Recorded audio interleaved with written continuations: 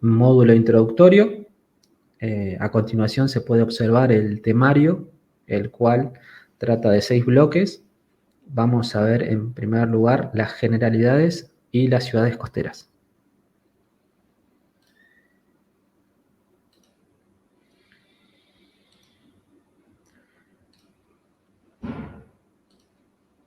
Bueno, en primer lugar, es preciso identificar el tipo de problema que causa las inundaciones, que está asociado a las crecidas de los ríos, en el caso de las inundaciones fluviales, y en el caso de precipitaciones intensas, en corto tiempo, tenemos las inundaciones pluviales. En la figura podemos observar dos tipos de inundaciones, en zonas rurales y en zonas urbanas.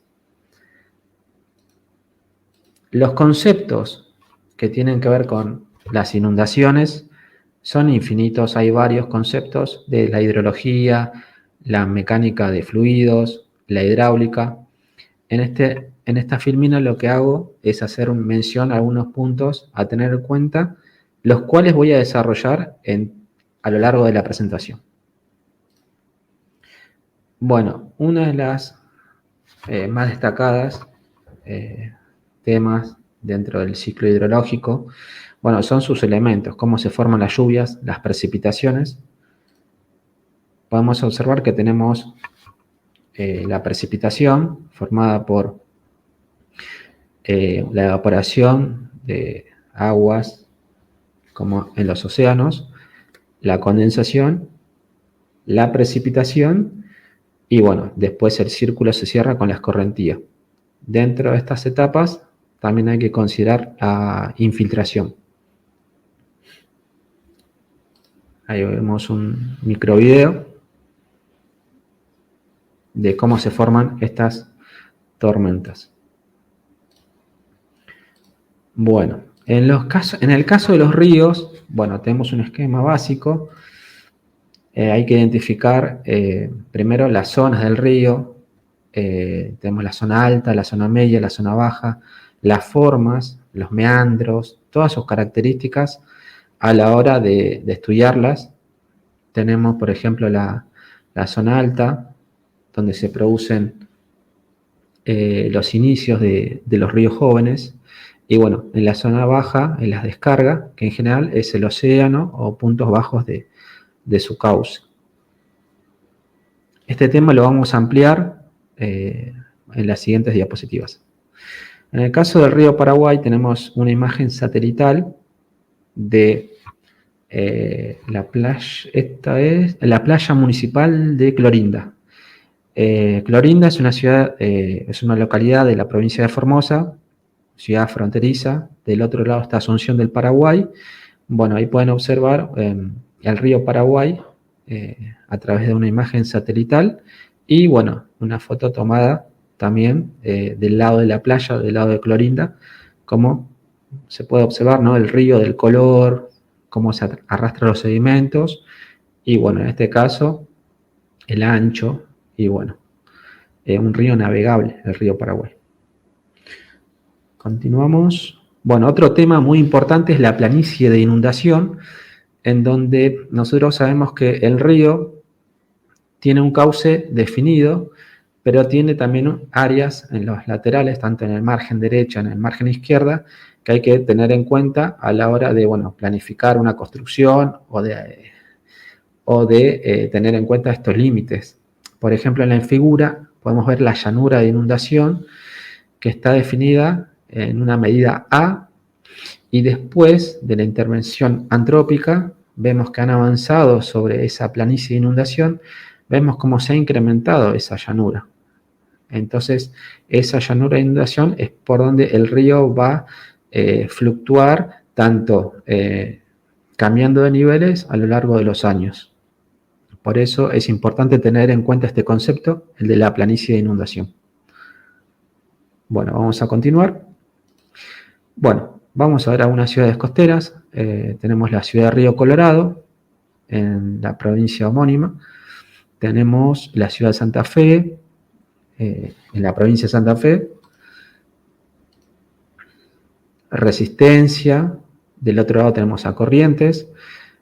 Son ciudades que, bueno, están cerca de un curso de agua y, bueno, tienen que generar algo para que no se inunden a través de esas crecidas.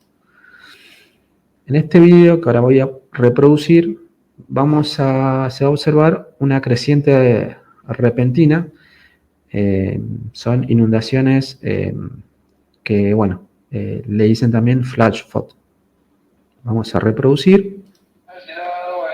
Just outside the town of Mayer, Arizona, north of Phoenix, came a wall of water, mud, and debris. Campers scrambled as the flood wiped out their gear. Thank God they got out of there. In the flatlands below, the flooding came as a surprise to people who were enjoying a bright sunny day. It came a day after this flash flood that struck Southern California with a vengeance. Now, very serious situation out here. Bueno, es común que los ciudadanos te digan, se despertó el río o el río creció. Bueno, hacen referencia a estas crecidas que son intempestivas. Algunas veces se pueden predecir, pero algunas veces son tan intempestivas que uno, bueno, algo tiene que hacer, ¿no? Ante este tipo de amenaza. Bueno, vamos a continuar. Bueno, vamos al segundo punto, que es terraplenes de defensa. Terraplenes de defensa, bueno, las ciudades costeras, bueno, tienen inundaciones en el caso de los ríos o los cauces, inundaciones fluviales. Entonces tienen que generar una protección, en este caso son los terraplenes, que hay de distintas características. Pero bueno, esos terraplenes, una vez construidos, lo que hacen es bordean la ciudad, la protegen, generan un anillo. Y bueno, lo que hay que tener en cuenta es, primero, las crecidas de los ríos, las crecidas extraordinarias. Este tipo de terraplenes también le dicen defensas costeras. Es una medida de mitigación, no evita esas crecidas, sino lo que hace es, ante ciertos valores de crecientes ordinarias, lo que hace es, bueno, proteger a la ciudad para que, bueno, no se inunde. Este tipo de obras, los terraplenes, se tienen que complementar con estaciones de bombeo, que en este caso es lo que es el título de esta exposición. Así que, bueno, vemos acá un esquema básico de, bueno, dos zonas bien identificadas. Tenemos el terraplén, tenemos un lado húmedo y un lado seco. El talud seco está del lado de la zona protegida, de las casas, el área urbana. Y el talud húmedo es donde, bueno, ahí van a estar los conductos de descarga que ahora vamos a desarrollar. Ahí está el río, ahí está el cuerpo, el receptor de aguas pluviales. Y pueden ver en la imagen, bueno, cómo se hace la cubierta forestal, la cortina forestal. Eso es para evitar erosión de ese suelo ante las crecidas del río. La cobertura vegetal lo que hace justamente también es proteger a ese talud de erosiones puntuales. Entonces, bueno, hay que tener en consideración esos factores. Bueno, en la presentación también menciona una losa, que bueno, eso lo vamos a ver más adelante. Hay que poner una especie de losa, es una estructura para evitar erosiones, que bueno, ahora lo voy a desarrollar. Tenemos las dos zonas en esta vista aérea bien definidas. Tenemos, bueno, el terraplén, que en general tiene un material de refulado, material cohesivo, que bueno, tiene una secuencia constructiva que va haciendo por etapas, se va compactando y bueno, formando unos taludes definidos. Vemos del lado donde, a ver si se nota, ahí está, estoy marcando, bueno, tenemos en la zona desprotegida, tenemos el cuerpo receptor de aguas pluviales, y del lado derecho tenemos, bueno, el área protegida, bueno, ahí tenemos las casas. Bueno, este problema está asociado a la falta de viviendas. Entonces, la población con menos recursos tal vez se instala sus viviendas para habitarlas y, bueno, no saben que están desprotegidos, o si lo saben, bueno, es lo único que les queda. Entonces, bueno, esta imagen representa eso. Para mí es muy importante que se note, ¿no? La diferencia del lado protegido y el lado no protegido. Ante una creciente del río, bueno, está esta población está expuesta. Bueno, acá vemos un recorte periodístico que habla, esto queda en la zona del río Colastiné en Santa Fe. Les dejo el link para que después puedan ver la noticia, el reporte periodístico. Otro tema a tener en cuenta a la hora de hablar de defensas es, bueno, la paradoja, la falsa seguridad que tiene que ver con la altura del terraplén. Uno podría pensar que a mayor altura, mayor protección. Bueno, no funciona así, es al contrario. Mayor altura no genera una mayor defensa a la población protegida. Por eso, bueno, esto se denomina paradoja de las defensas. Otras características que hay que tener a la hora de hacer este tipo de obras, bueno, es la traza, la longitud, el inicio, la hora de cierre, los materiales. Bueno, habíamos mencionado material cohesivo, por ejemplo. Hay que tener en cuenta las acciones contra la defensa. Puede ser que esa defensa se utilice para la circulación vehicular. Entonces, bueno, tiene que estar preparada. Las obras complementarias también, en el caso de alcantarillas transversales a este tipo de defensas. La terminación, obviamente recubrimiento con material de plantas nativas. Y bueno, también en el otro caso, bueno, los taludes, ver las dimensiones de los taludes, la fundación, dónde se va a fundar este tipo de terraplén. Y bueno, este es un ejemplo también de Santa Fe. Lo que no sé si se concluyó, pero bueno, es la traza de defensa proyectada, está en color rojo. Bueno, vemos ahí el inicio en el kilómetro 8,3 y el final en el kilómetro 16,9. Ahí tenemos los cursos de los ríos, el río Colastiné. Bueno, vamos a seguir. Bueno, encontré en internet una buena publicación. Hay un video de 1 hora donde desarrolla un poquito más sobre terraplenes de defensa, hablan de normativas, la secuencia constructiva. Bueno, se los dejo acá, se los comparto. Este es el link del Comité Argentino de Presas, a los que quieran indagar un poquito más sobre este tema de terraplenes. Bueno, vamos a ver ahora el tema del drenaje urbano. Que bueno, el drenaje urbano lo que trata es hacer algo para que el agua de las tormentas en la ciudad puedan escurrir hacia un punto de descarga. Entonces, bueno, tenemos una definición de drenaje urbano, ahí la pueden leer después. Vamos a ver también esta pregunta que hice en la publicación de LinkedIn. Se trata sobre el manejo de las aguas de lluvia y el control de las inundaciones. Nosotros tenemos medidas estructurales que en general todo este tipo de medidas estructurales están en la currícula de la carrera de Ingeniería Civil. Así que bueno, en su mayoría todos esos temas se están viendo en la carrera. Y después tenemos las medidas no estructurales que bueno, lo que hace es justamente dar una convivencia con el sistema hídrico. Son medidas por ejemplo, de divulgación, monitoreos, mapas, implementación. En vivo, este live que estoy haciendo ahora, trata justamente de difundir. La idea es una medida no estructural, justamente. Así que, bueno, la gran diferencia es esa, ¿no? Que las medidas estructurales modifican el sistema hídrico, rectificación de meandros, obras de hormigón, estaciones, sumideros, en fin. Y bueno, las medidas no estructurales, que en este caso es MNE, generan una convivencia. Y bueno, la suma de los dos, bueno, es como se debe pensar cualquier proyecto hoy día de drenaje urbano y bueno, mitigar las inundaciones.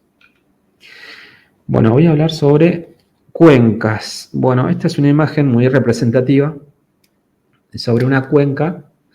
Es una hoja de un árbol, pero bueno, así creo que se va a entender más. El punto rojo es el punto de descarga.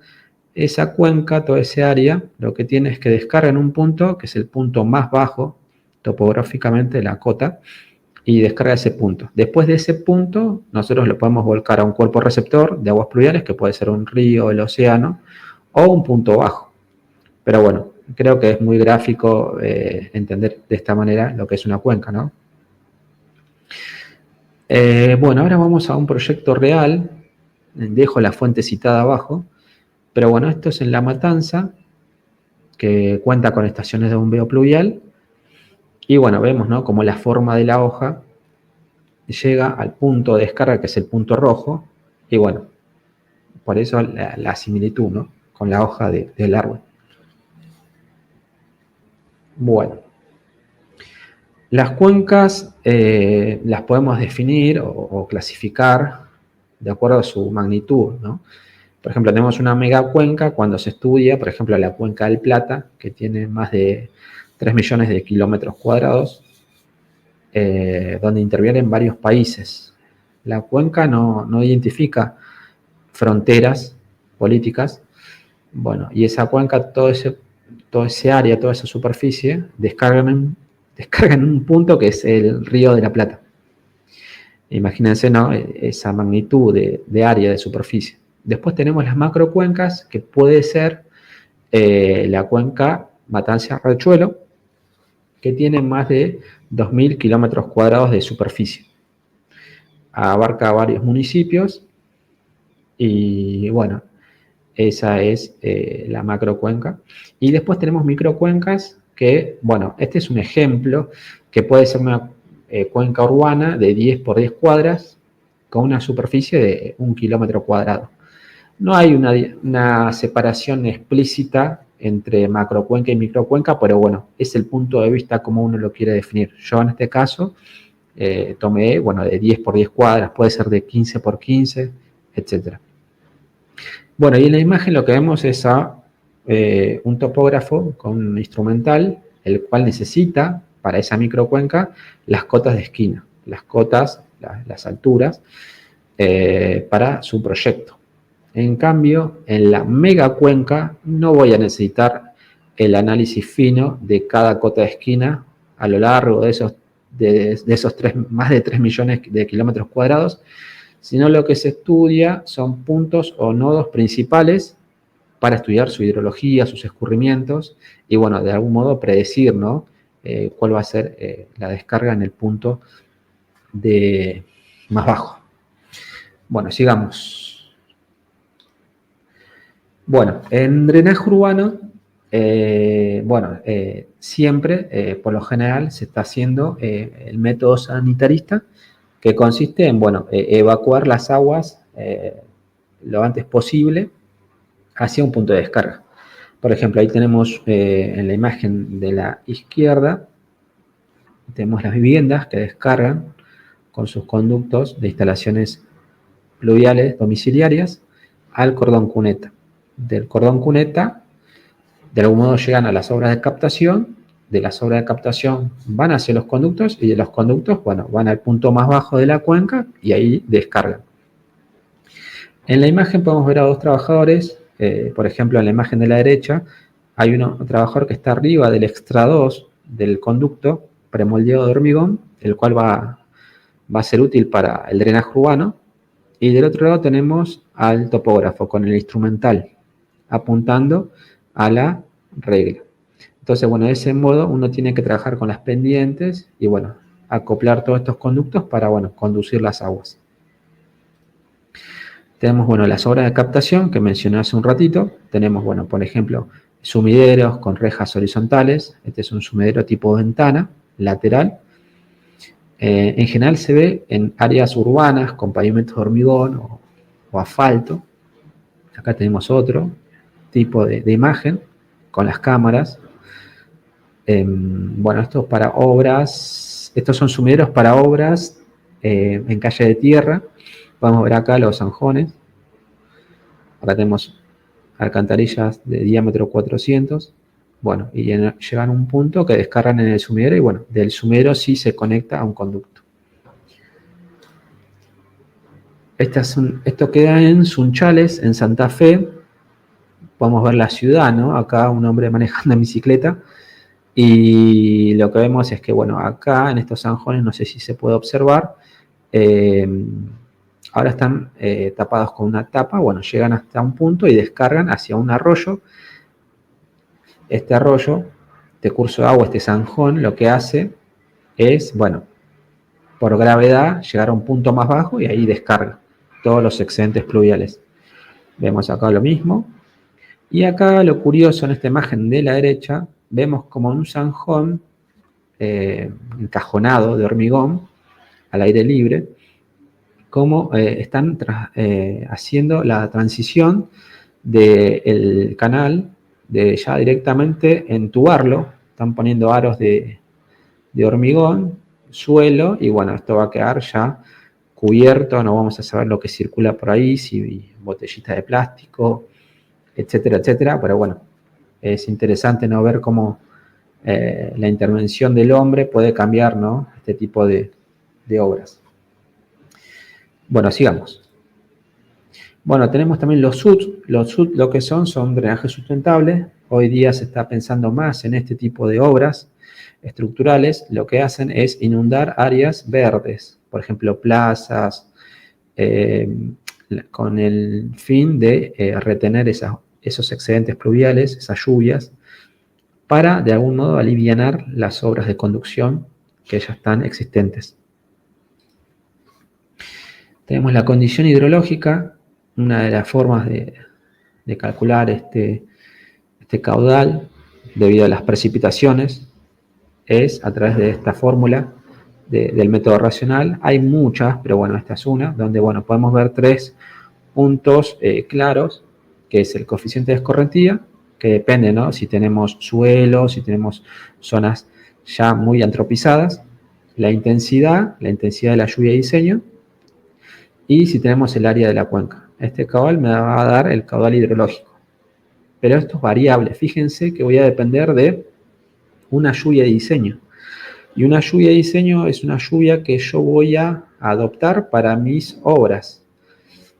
Pero en realidad yo no voy a saber cuándo o cómo van a ser las lluvias. O sea, puede ser que tengan una frecuencia constante, pero llegue, toquemos madera, me toco la cabeza, tal vez llegue mañana una lluvia con rayos, con abundante intensidad, con mucha caída de agua, y bueno, pueda superar estos caudales, y bueno, esto es muy variable, a eso me refiero.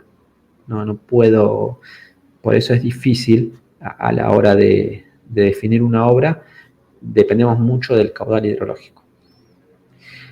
Otro de los factores para definir el drenaje urbano es el tiempo de concentración, que es el tiempo que tarda la gota más alejada hidrológicamente de mi cuenca en llegar a la descarga. Así que bueno, tenemos fórmulas empíricas para determinarla. Por ejemplo, la fórmula de Kirpich. Ahí les dejo una breve fórmula. Tenemos las curvas IDF. Las curvas IDF para un estudio hidrológico, bueno, es importantísimo. Son como es el ADN de la ciudad, depende mucho de la ubicación. En esta imagen lo que vemos es una curva IDF de la ciudad de Buenos Aires, en Villa Ortúzar. Ahí está mal escrito, disculpen. Y bueno, con esta curva IDF uno lo que tiene es intensidad, duración y frecuencia. Pero bueno, este estudio, para obtener esta curva IDF, dependes de estudios estadísticos, del lugar. Yo no puedo con esta curva IDF diseñar una obra, por ejemplo, en Salta o en Tierra del Fuego. Esta curva IDF me sirve para la ciudad de Buenos Aires. Y, si se quiere, alrededores. Pero bueno, no, eso quiero que quede bien en claro, que a la hora de realizar un proyecto de drenaje urbano, uno tiene que obtener esta curva IDF en cada ciudad, en cada lugar. Bueno, continuemos. Bueno, el tiempo de duración de tormenta es igual o mayor al tiempo de concentración. Por eso hay que determinar primero el tiempo de concentración, es importante, a través de esa fórmula Kirpich. Y acá tenemos el dietograma, la lluvia de diseño, que va a depender del tiempo de recurrencia y el tiempo de concentración. Bueno, el tiempo de concentración ya lo definimos. Vamos a hablar un poquito del tiempo de recurrencia. Bueno, el tiempo de recurrencia es el tiempo que puede ser que venga estadísticamente y sea superado ese tiempo una vez en un evento en X años. Por ejemplo, una recurrencia de 5 años significa que, bueno, un evento va a ser superado una vez en esos 5 años. Un tiempo de recurrencia de 100 años significa que el evento va a pasar una vez en 100 años. Lo que yo no voy a saber es cuándo va a pasar ese evento. Digamos que yo haga una obra con un tiempo de recurrencia de 100 años. Ahora, esos 100 años, no es que yo estoy cubierto 100 años de que sea superada esta lluvia. No, esa lluvia puede ser superada mañana. No tengo que esperar 100 años. Entonces, ahí tenemos el conflicto, ¿no? De nunca saber cuándo va a llegar ese evento que puede ser extraordinario, fortuito, que supere mis obras. Pero bueno, este concepto también debería tener cierta actualización, porque bueno, se vienen diseñando con tiempos de recurrencia que bueno, a medida que pasan los años con los cambios climáticos, tal vez una obra de drenaje urbano se hacía con 5 años, conducciones, ¿no? De secundarias, y bueno, tal vez con el avance del cambio climático, las grandes tormentas, se está empezando a diseñar a partir de ahora con tiempo de recurrencia de 20 años o 15. Creo que en Europa el tiempo de recurrencia para obras de drenaje urbano ya es de 50 años, pero bueno, eso varía. Bueno, continuemos. Bueno, acá les dejo una secuencia de cálculo de las etapas que lleva el drenaje urbano. Vemos que, bueno, en principio se define la cuenca, la delimitación de todo lo que aporta un punto de descarga, las subcuencas, la estimación del tiempo de concentración, como les mencioné, la intensidad de la lluvia, la capacidad de descarga de los cordones de cuneta y, bueno, el área drenada. Después, bueno, se hace la parte de dimensionamiento hidráulico, que, bueno, hay muchos factores a la hora del diseño del drenaje urbano que tiene que tener en cuenta con las pendientes, las velocidades máximas, los criterios de diseño, los parámetros de diseño. Pero bueno, en definitiva lo que se tiene que tener en cuenta es eso, que se escurren las aguas a un punto bajo, que en este caso, ese punto bajo, ahí, en ese punto bajo va a estar mi estación de bombeo pluvial. En la actualidad, y hace ya muchos años atrás, se vienen resolviendo, ahí vemos, se vienen resolviendo las obras con programas, con software.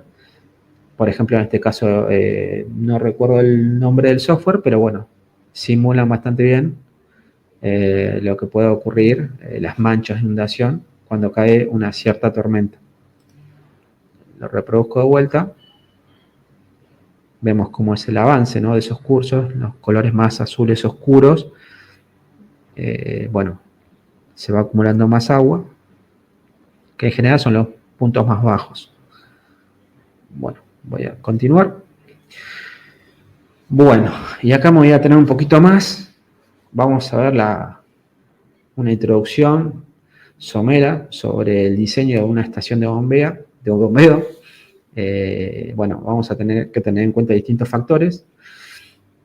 Voy a empezar con el layout, una presentación global genérica, donde tenemos las zonas urbanas, las calles, tenemos las líneas de escurrimiento con flechitas, una alcantarilla en una ruta.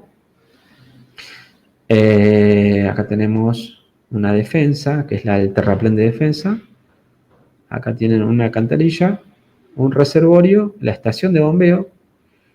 Y lo que se está diciendo este layout es que, bueno, si la estación de bombeo está posicionada en ese punto, significa que donde circule el agua de los excedentes pluviales, va a ir a descargar a ese punto, a la estación de bombeo, en esa zona. Está ubicado estratégicamente, siempre en el punto más bajo topográficamente. Y bueno, continuemos.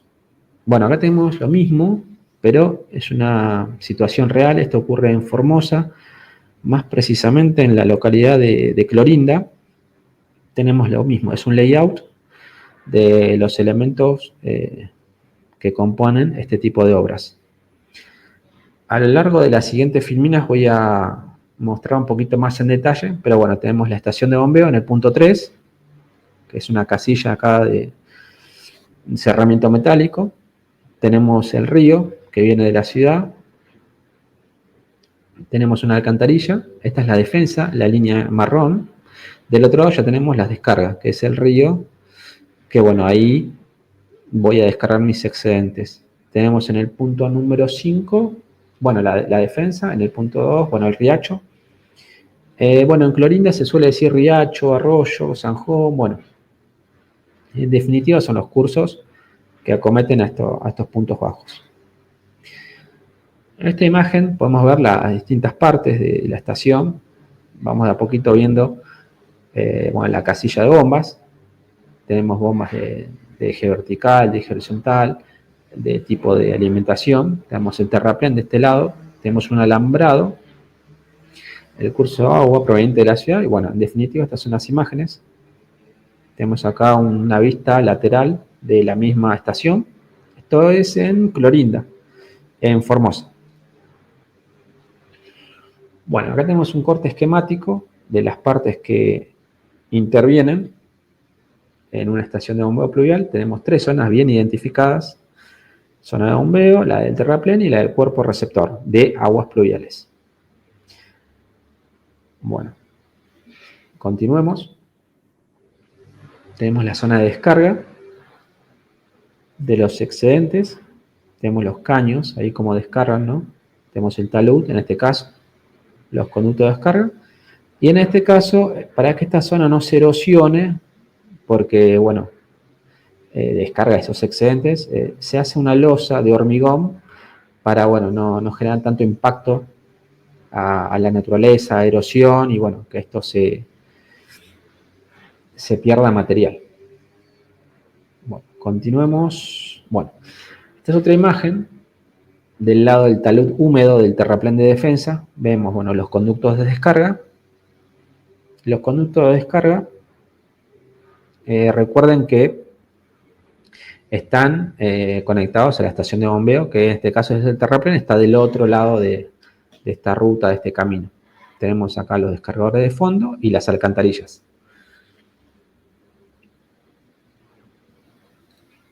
Continuemos. Bueno, acá tenemos la losa de protección. Estas son imágenes de Clorinda. Sí, esto es de Clorinda, en la provincia de Formosa. Vemos la losa, ¿no?, de protección a la medida que descargan. Las alcantarillas y las compuertas. Las alcantarillas en general tienen este tipo de compuertas planas. De accionamiento pueden ser automático o manual. Estas son las tipo clapeta, rectangulares y circulares. Esta es una foto real en Clorinda de una compuerta. Acá tenemos el accionamiento de las compuertas. En algunos casos les ponen candado para, bueno, dejar que circule y no otro venga y la descargue.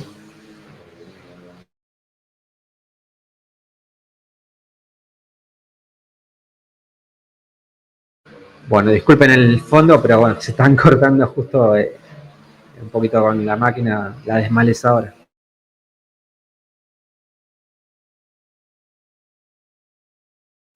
Bueno, vamos a ver los tipos de estaciones de bombeo. Tenemos 4 tipos: las de estaciones para las aguas residuales, las locales, agua potable, para los excedentes pluviales y para uso industrial.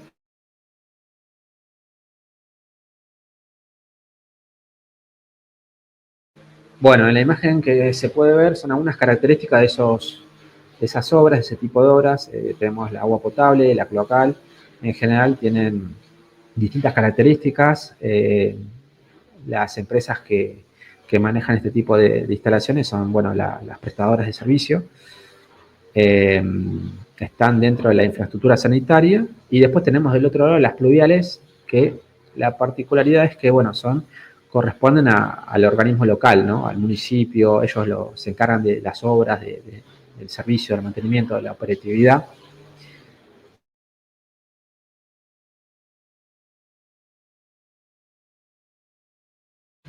Bueno, vamos a ver la dársena de la estación de bombeo. Tenemos la forma de cómo ingresa las aguas de la ciudad a la estación de bombeo.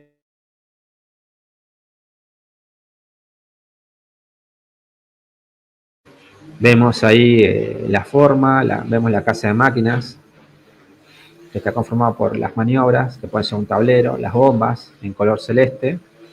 En este caso son 1, 2, 3, 4 bombas principales y hay una en el medio, que es la quinta, pero es una bomba más de pequeñas dimensiones. Vemos las obras que se hacen. Las obras son importantes, ahora les voy a explicar por qué. Tenemos el conducto de descarga, que bueno, en este caso lo descargan del otro lado del terraplén.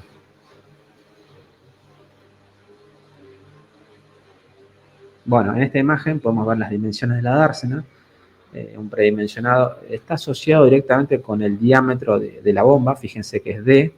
Acá tenemos el diámetro D de la bomba, en este caso una bomba sumergible, que bueno, tenemos sus paredes y bueno, de esa forma van generando el dimensionamiento de la dársena. Bueno, es importante estas pantallas, estos tabiques, porque el flujo, la cantidad de agua que llega a esta estación, a las bombas, tiene que ser lo más perpendicular posible. Está asociado con la orientación, con la forma de las velocidades, la simetría de velocidades. La idea es evitar un flujo desordenado que genere vórtices, un flujo que después de esos vórtices le hagan daño a la instalación de las bombas, de la instalación en sí, porque esos vórtices pueden generar después cavitación, burbujeo, y esas burbujas, bueno, pueden implotar en la instalación, en las bombas, en los rotores, en fin. Entonces, bueno, todas estas consideraciones de estos diámetros, estas recomendaciones, hay que tenerlas en cuenta a la hora de este tipo de obras. Bueno, por eso se pueden reflejar en las imágenes. Bueno, acá tenemos el tipo de dársena, el volumen. Tenemos 3 tipos de diseños.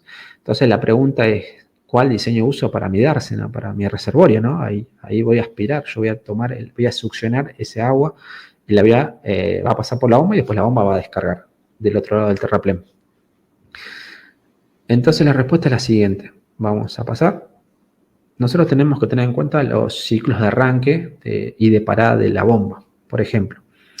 Nosotros dependemos de los niveles, eso es lo que nos va a definir ese volumen, esa forma, esa geometría de la dársena, porque nosotros, a medida que achiquemos estos niveles, la bomba va a estar en constante accionamiento y se puede quemar. En el caso de una electrobomba, recuerden que cuando uno acciona una máquina eléctrica, un motor eléctrico, la corriente de pico en general es 6 veces mayor que la corriente nominal de ese motor eléctrico. Entonces, si uno enciende, apaga, al tener los niveles tan cercanos, entonces, bueno, puede generar, el quemado del bobinado de la electrobomba. Entonces, bueno, acá en la imagen lo que podemos ver es que la bomba se enciende cuando llega a un nivel máximo, entonces, bueno, tiene que funcionar y, bueno, se va a apagar cuando llega a un nivel mínimo. Tenemos, bueno, una forma esquemática de las electrobombas. En este sentido, esta es una bomba centrífuga, pero bueno, es representativa. En general no se usan este tipo de bombas para las estaciones de bombeo pluvial. Pero bueno, ahí tenemos que tener en cuenta que tenemos que tener acceso a una sala transformadora de electricidad, unos transformadores, y a alimentarnos eléctricamente. En el caso que caiga un rayo que me quede sin suministro eléctrico, bueno, esta bomba no va a funcionar. Entonces ahí hay que tener en cuenta ese tipo de cuestiones. Otro tipo de bombas pueden ser las motobombas, que bueno, pueden ser propulsadas por diésel. Entonces, bueno, ahí en esos lugares no necesitas de una alimentación eléctrica, sino de combustible, de tener todo funcionando.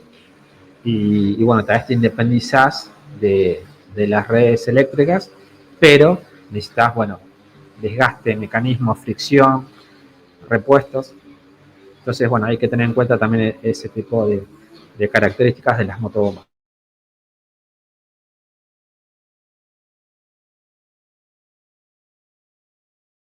Bueno, a ver, vamos a hacer un poquito las condiciones a cumplir de hasta ahora. Digamos que tenemos la cuenca urbana, ¿no? Tenemos un caudal hidrológico que se forma, ¿no? Por ese método racional que observamos, pero vamos a depender del tipo de tormenta que caiga. Si es una tormenta con cierta intensidad, con cierto tiempo de duración, bueno, eso es variable. Y después tengo del otro lado el caudal hidráulico, que bueno, es el caudal de las bombas, es una de las características que nos da el fabricante, el caudal que eroga cada bomba. La pregunta que un proyectista puede hacerse, o un técnico, o un revisor, es cuántas bombas puedo instalar, ¿no? Porque digamos que coloco una bomba para ese caudal hidrológico. Si el caudal hidrológico es 10, bueno, la bomba, digamos que es de 10 metros cúbicos por segundo. Estoy tirando un ejemplo.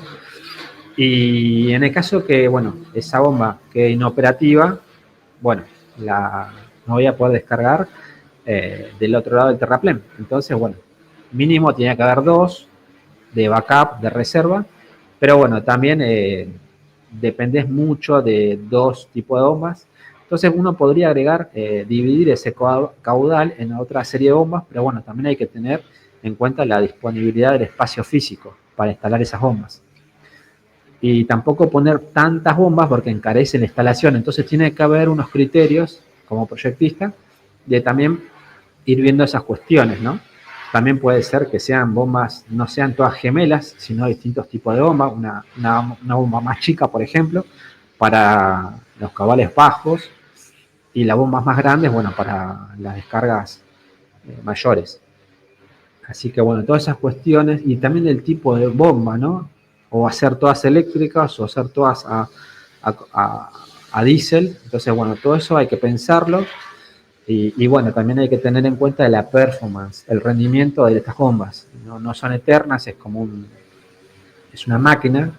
Con el paso del tiempo hay que hacerle mantenimiento, llevarla de vuelta a esa eficiencia inicial y bueno, tal vez no se llegue de vuelta al 100%, pero bueno, podemos pasar del 50 al 80% para que bueno, funcione.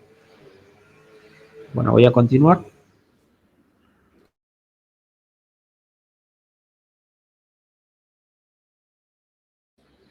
Bueno, tenemos el tipo de bombas que son de este estilo. Esto es en Río Colorado, en la imagen de la derecha. Son bombas, electrobombas de eje vertical. Tenemos este tipo de bombas. Esto es en Trelew. Bueno, acá tenemos la sala de bombas. Del otro lado tenemos los tableros. Acá tenemos a los operarios. Acá tenemos un transformador. Bueno, estos son el tipo de bombas. Vamos a pasar a la siguiente imagen. Bueno, acá tenemos un video para ver el tipo de bombas de eje vertical. A ver si se reproduce el video. Ahí está. Bueno, fíjense, ahí estamos viendo la boca de la bomba. En este caso dice 100 milímetros. Vemos como una especie de hélice, ahora la vamos a ver funcionando. Pero bueno, depende del diseño de esas dársenas. ¿Se acuerdan cuando hablé del diámetro D? Bueno, de este diámetro depende justamente. Estas bombas tipo hélice verticales lo que hacen es, sirven para caudales mayores, pero a alturas de elevación menores, no tanto. Se caracterizan por eso justamente, de esta boca ancha. Generan mayor caudal de erogación. Vamos a ver el video.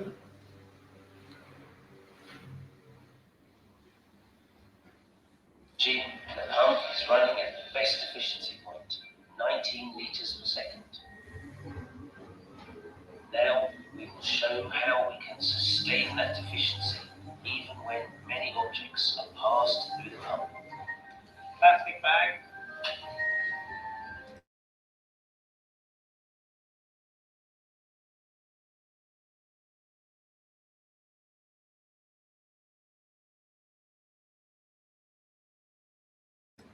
Bueno, ahí vemos un poco de todo lo que admite, ¿no? Esa boca. En general, los excedentes pluviales cuando llegan a la estación de bombeo siempre traen basura, botellas, pañales, troncos, bueno, se encuentra de todo, por eso siempre antes de llegar a la dársena se ponen rejas. Entonces esas rejas hay que constantemente limpiarlas porque recuerden que toda esa cuenca de X superficie llega con todo, no llega con agua clara, pura, no, es al contrario, llega con basura, lodo, sedimentos. Por eso algunas veces lo que se hace cuando llega con mucha carga de sólidos, algunos proyectistas utilizan tipos de bomba, las cloacales. Pero bueno, en definitiva, este tipo de bombas funciona bien con ese hélice que gira, que bueno, yo creo que en la mayoría de los casos he visto este tipo de bombas, pero bueno, hay otras configuraciones. Bueno, voy a continuar.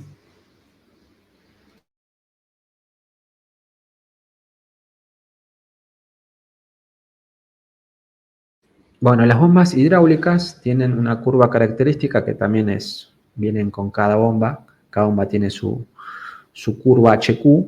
En este caso, la línea azul es la curva de la que nos entrega el fabricante a la hora de uno comprar una bomba, ¿no? Tenemos la altura de impulsión, o sea, esa bomba puede elevar una altura X, y tenemos también un límite que es el caudal máximo que eroga.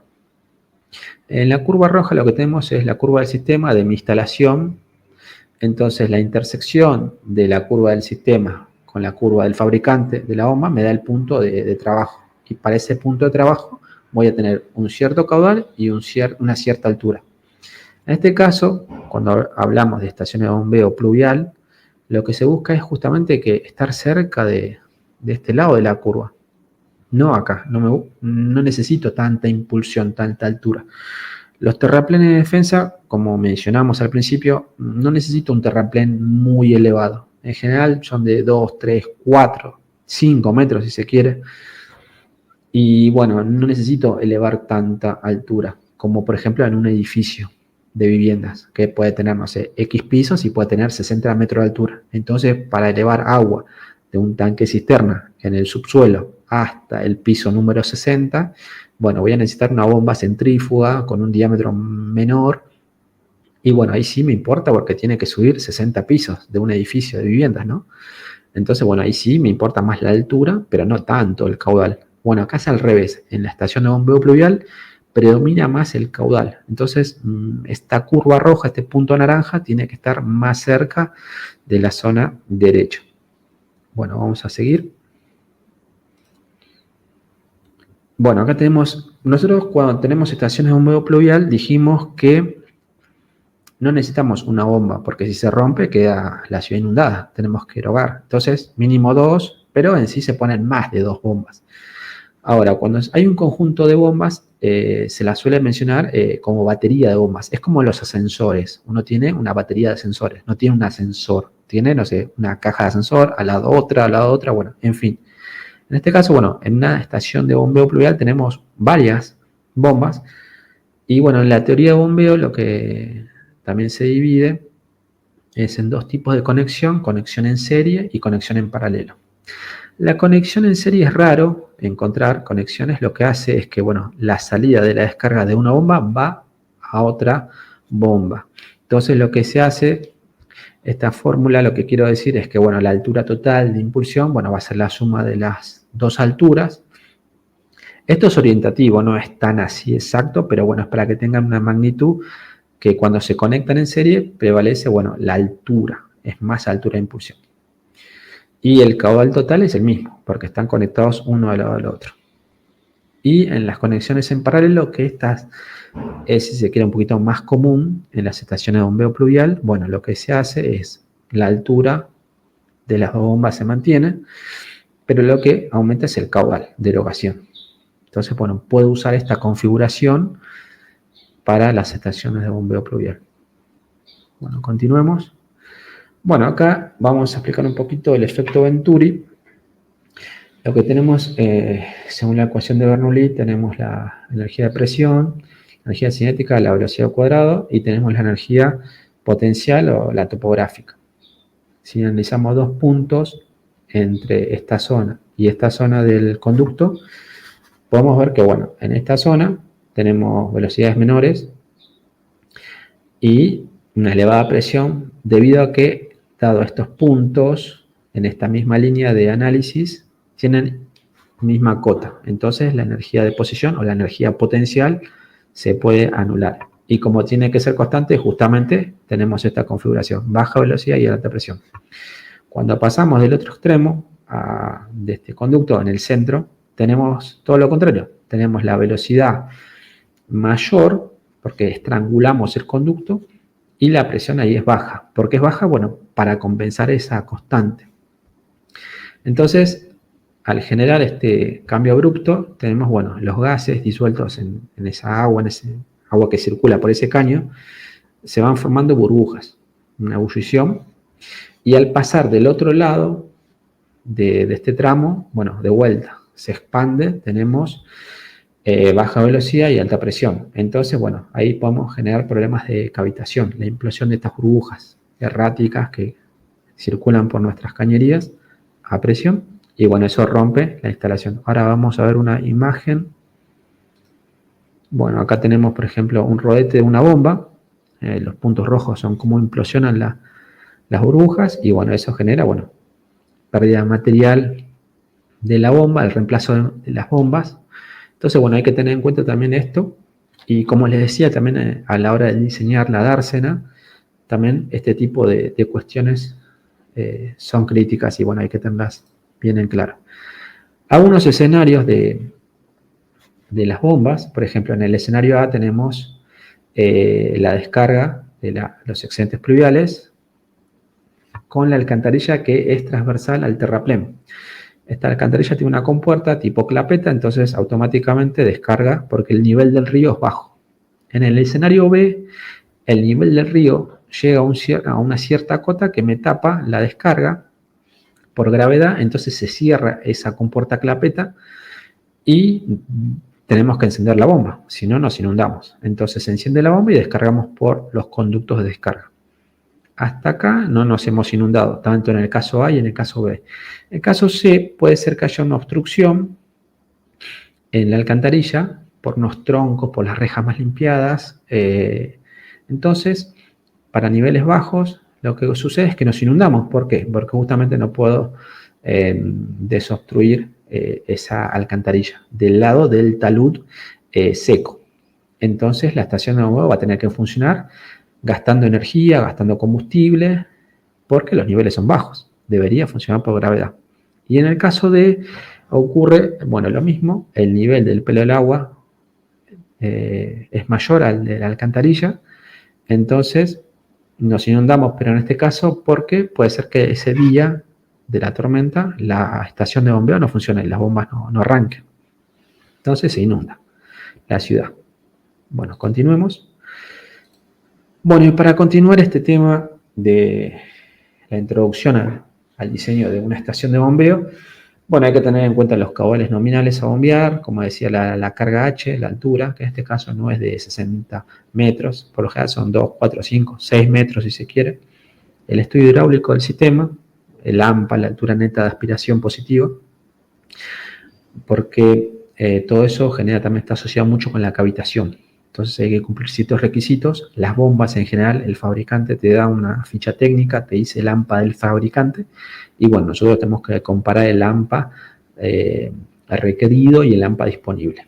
Pero bueno, es un cálculo más pormenorizado que bueno, no lo voy a explicar, pero bueno, hay que tener en cuenta todas esas cuestiones. Fíjense en la imagen de la derecha que hay ciertos estudios, se modelan, se ensayan los flujos, cómo ingresan hacia las bombas. Hay modelos físicos también, modelación matemática, mucha matemática computacional, para ver justamente ese tipo de flujos, cómo ingresan a la bomba, si son perpendiculares, si son laterales, cómo es la disposición de las bombas, una al lado de la otra, la conexión. Bueno, en definitiva, hay que ensayar también las bombas cuando uno las compra, las características del líquido a bombear, eso lo había aclarado. El líquido, reitero, no es claro y puro, sino siempre tiene basura, hay que hacerle lodos, algunas veces hay conexiones clandestinas, locales que van hacia los conductos pluviales, y bueno, esos conductos pluviales van a llegar al punto más bajo, que va a ser la estación, y bueno, hay que estar ahí en alerta. Y bueno, la performance, que como le decía, el rendimiento, el desempeño, a medida que pasan los años, a medida que la bomba y el proyecto esté bien ejecutado, bueno, siempre se pierde ese rendimiento, esa eficiencia de la bomba. Entonces hay que hacer algo para, bueno, recuperar esa eficiencia. Estas imágenes corresponden a un trabajo en el Congreso del Agua. Bueno, ahí está el autor, seguramente les dejo el link a los que quieran investigar un poquito más. Se desarrolla más este tema de la modelación física y matemática de la estación de bombeo de salida. Bueno, me parece que no voy a llegar en 1 hora, me voy a pasar unos minutos más. Quedan 2 temas. Vamos a ver operación y mantenimiento. Bueno, acá lo que quiero reflejar son los costos. Es como un iceberg. Lo que nosotros vemos es los costos de instalación, la compra de los equipos, las bombas, el terraplén, bueno, la mano de obra, en fin. Y lo que no vemos, o que está oculto y que es mucho más grande, es los costos de energía, combustible, diésel, electricidad, rotura, mantenimiento, cambio de empaquetaduras, los costos ambientales. Bueno, en definitiva hay que tener en cuenta también estos costos, ¿no? A la hora de analizar una estación de bombeo. El trabajo de gabinete, tenemos el trabajo que se hace de oficina para, bueno, monitorear las lluvias a través de imágenes satelitales, ver dónde está el núcleo de tormenta, advertir el tiempo que va a llegar. Tal vez si tenemos una localidad cercana donde hay una tormenta, nosotros podemos analizar con las imágenes, los radares, cuándo va a llegar, hay que estar en alerta, bueno, todo ese tema. La toma de decisiones es importante, así que bueno. Y también tenemos un trabajo de campo, que bueno, es directamente estar ahí viendo las bombas, estar cerca de la estación, limpieza, limpiar los zanjones, ver las obstrucciones, ver si funciona todo. Fíjense que en Concepción del Uruguay vemos que esta es una electrobomba y tenemos el cable negro aislado, obviamente, que es enorme la magnitud respecto, ¿no?, con las personas. Y acá tenemos uno en Barranqueras, en la provincia de Chaco, que también es enorme y bueno, son de este estilo de eje vertical con la boca ancha y que tiene una hélice para, bueno, erogar los excedentes. Bueno, a ver, continuemos, ya queda poco. Tenemos, bueno, en la operación y mantenimiento tenemos que ver también el tema de las cárcavas. Las cárcavas son erosiones puntuales del material erosionable. En el caso tenemos toda la zona del talud desnudo. Entonces, bueno, una lluvia intensa puede generar erosión puntual. Entonces, bueno, hay que generar algo para recubrirlo con plantas, con vegetación, en fin. Casos reales, paso muy rápido. Tenemos, bueno, inversiones, por ejemplo, acá esto es en Santa Fe, donde te muestra que se va a hacer una obra de cierre para proteger a través de un terraplén. Va a contar con 6 estaciones de bombeo, con abastecimiento eléctrico y reservorios. Claro, y acá lo que agrega es que, bueno, todas esas intervenciones de esas obras que se van a imponer van a tener también intervención arquitectónica, van a ser plazas, arbolados, o sea, van a ser una visual para que sea amigable con la población. Uno de los temas también dentro de los casos reales es, por ejemplo, esto es Clorinda, después de 40 años, cómo crece, ¿no?, la mancha urbana. Fíjense, era antes, mucho verde, barrio Fonado y barrio 1 de Mayo. 40 años después han crecido, se ha ocupado el suelo, entonces se va impermeabilizando más. Al impermeabilizar más el suelo, la escorrentía es mayor, entonces no se infiltra. Otro artículo muy particular, donde también se habla de estaciones de bombeo, tenemos esto queda en Río Colorado, donde, bueno, lo que habla es la situación crítica. Hay un ingeniero que hace un informe y, bueno, él lo que hace es informar sobre cómo está el estado actual de esa estación de bombeo. Hace un recorrido desde que se instaló hasta la actualidad y, bueno, él muestra las falencias al público. Les recomiendo que lean el artículo. Bueno, habla lo que vimos recién. Dice, luego de largas décadas, falta de mantenimiento y uso continuo, se deterioraron las bombas. Eran unas bombas, claro, de eficiencia muy reducida, de tipo flight, operaba el 20% de su capacidad. Por ejemplo, si el cabal de diseño es de 100 metros cúbicos por segundo, bueno, bajó no a 100, sino a un 20% de ese valor. Tenemos la Warrington, que es otra bomba, al 30%, y la Johnson al 50%. Ven cómo a medida que pasan los años, baja esa eficiencia. Dice que, a ver, bueno, acá lo que comenta es que bajó, bueno, la eficiencia, dice, con tareas de reparación y mantenimiento se subió al 90% de su capacidad. Bien, algunas conclusiones de este informe. Habla justamente de, bueno, la capacidad de la bomba, de que, bueno, hay que hacer otras medidas, unos planes de reducción de riesgos de inundaciones. Y lo que también menciona es que, bueno, tenemos decisiones, obviamente, de las autoridades gubernamentales que siempre tienen que acompañar este tipo de medidas, bueno, brindadas por el ingeniero. En general se hacen informes técnicos. Uno cuando llega y ve una estación de bombeo, lo primero que hace es una inspección visual, se hace un reporte, se identifican las tareas de urgencia, las tareas que tienen menos urgencia, y bueno, se deja todo en un informe, se pasa a la autoridad gubernamental y tienen que tomar acción. Medidas, ver si la funciona bien, si la obra funciona bien o si genera costos innecesarios o si la obra trabaja mal durante muchos años. Es crítico este tema de las estaciones de bombeo pluvial porque, te reitero, nunca voy a saber qué lluvia va a caer, qué tormenta, y bueno, mi obra hidráulica, en el caso de la estación de bombeo, está limitada, no me genera una solución definitiva ante inundaciones. Estoy limitada a una cierta capacidad de bombeo, estoy limitado a la tecnología, estoy limitado con la performance, que siempre disminuye con el paso del tiempo. Entonces tengo algo que es casi fijo porque no puedo cambiar tampoco las bombas cada 2x3, y en cambio el cabal hidrológico depende de muchos factores: la intensidad que caiga, del coeficiente de escorrentía, cómo se impermeabiliza. Como vieron en la imagen, después de 40 años hay más áreas antropizadas.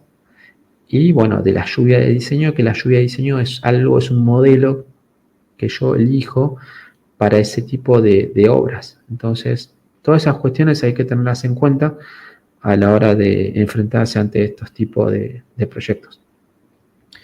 Bueno, creo que me pasé unos minutos, pero bueno, esto sería todo.